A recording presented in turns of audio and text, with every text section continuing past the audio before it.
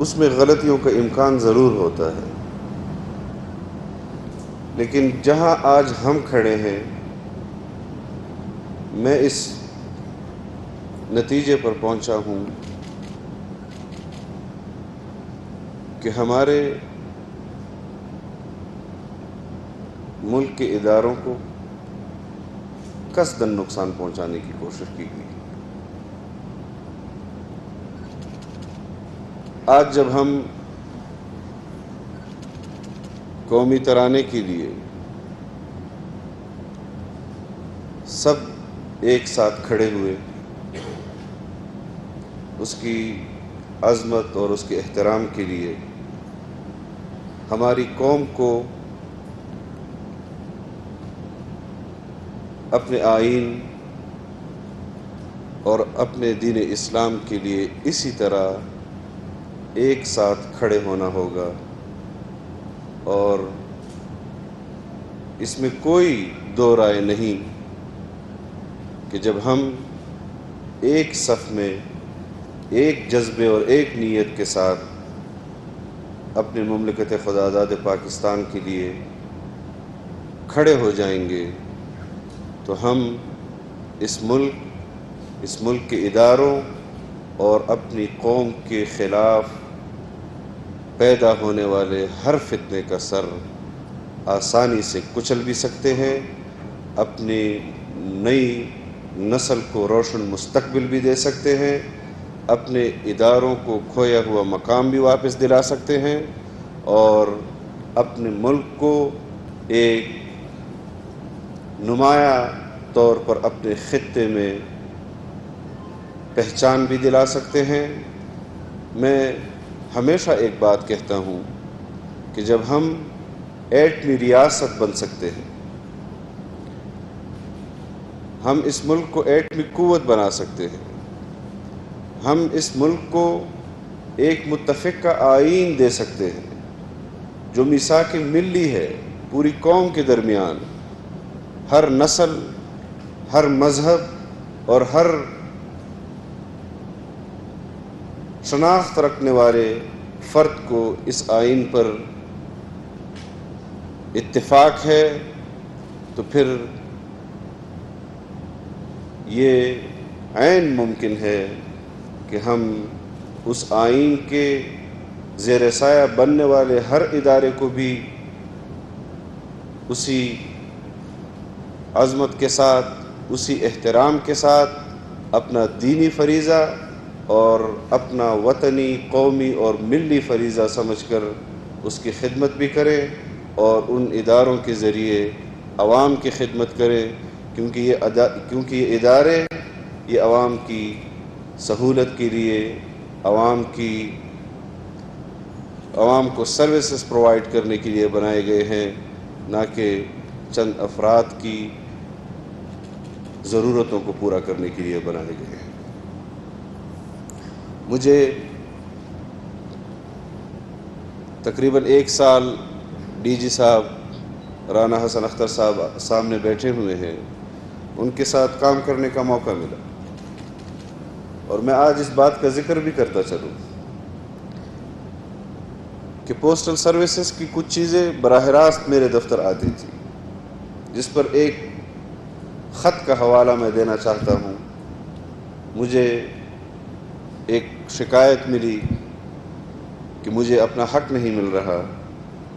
اور میں نے ڈی جی صاحب کو وہ ارسال کیا کہ آپ اس کو دیکھیں۔ ڈی جی صاحب 1 مہینہ دیر کرتے رہے، پھر میں نے دوبارہ ان کو یاد دلایا، انہوں نے دوبارہ مجھے جواب دیا کہ میں اس پر کام کر رہا ہوں۔ بہرحال 2-3 مہینے گزر گئے، میں نے ان سے کہا کہ کیا وجہ ہے، آپ کیوں اس پر مجھے کوئی جواب نہیں دے رہے؟ یا تو یہ چیز صحیح ہوگی یا غلط ہوگی، اور کوئی اتنی مشکل چیز بھی نہیں ہے جو کاغذ میں پڑھ رہا ہوں، یہ فیصلہ تو آپ نے کر رہا ہے کہ پوسٹل سروسز کے لیے یہ صحیح ہے یا نہیں ہے صحیح۔ تو انہوں نے مجھے کہا کہ مجھے یہ سمجھ میں نہیں آ رہا تھا کہ آپ کیا چاہتے ہیں۔ میں نے کہا میں اگر کچھ چاہتا تو میں آپ کو ہدایات دیتا کہ میں یہ چاہتا ہوں آپ یہ کر دیں۔ ادارے کے سربراہ آپ ہیں، ادارے کے حوالے سے فیصلہ آپ نے کرنا ہے۔ تو انہوں نے مجھے وہاں فوراً جواب دیا کہ میں یہ سمجھتا ہوں کہ ہمارے ادارے کے لیے یہ صحیح نہیں ہے اور اس کو میں ادارے کے حق میں اس حوالے سے فیصلہ نہیں کر سکتا۔ تو مجھے خوشی ہوئی، اور یہی میرا جب ہماری پہلی نشست ہوئی تھی آپ کے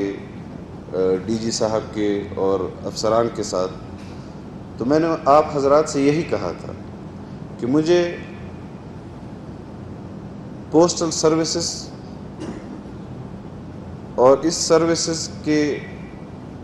عوام تک فوائد اور ان کی مشکلات کے حل کے حوالے سے اس فن کے ماہر آپ ہیں، میں آپ کو سپورٹ دے سکتا ہوں کہ آپ عوام کے حق میں جو فیصلے کرنا چاہتے ہیں اس کی پشت پر میں کھڑا ہوں گا۔ اور مجھے یہ بھی اعتماد ہے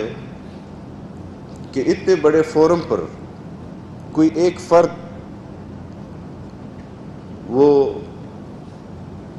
وزارت کی سپورٹ کے باوجود بھی غلط فیصلہ انشاءاللہ نہیں کرے گا۔ اور ہم نے وہ سفر شروع کیا، ہم نے وہ تمام چیزیں جو پوسٹل سروسز کو نیچے لے گئی تھی اس کے عوامل کو ہم نے ڈھونڈا، اس پر دیگر وزارتوں کے ساتھ ہم نے کام کا آغاز کیا۔ ہمارے پوسٹل سروسز کے غالباً کوئی 4.25 ارب روپے یا 5.25 ارب روپے ہم خسارے میں جا رہے تھے، اس کو کیسے ہم ختم کریں اس پر ہم نے کام کیا۔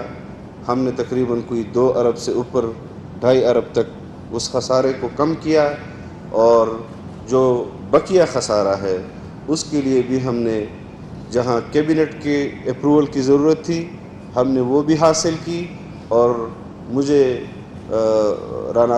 حسن اختر صاحب نے بتایا کہ ہم انشاءاللہ دسمبر تک اس خسارے کو بیلنس کر دیں گے، اور مجھے یہ امید ہے ڈی جی صاحب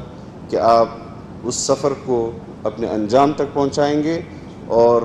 صرف خسارے کو ختم نہیں کرنا بلکہ اس خسارے کو منافع میں بدلنا ہے، اور اس منافع کو نئی جدید سروسز اس قوم کو ہم جہاں تک دے سکتے ہیں ہمیں ان کو دینی چاہیے۔ یہ اس قوم کا اپنے اداروں پر حق ہے۔ آپ دیکھیں گے کہ پھر تسلسل سے جہاز آنے شروع ہو جائیں گے، 2-3 مہینے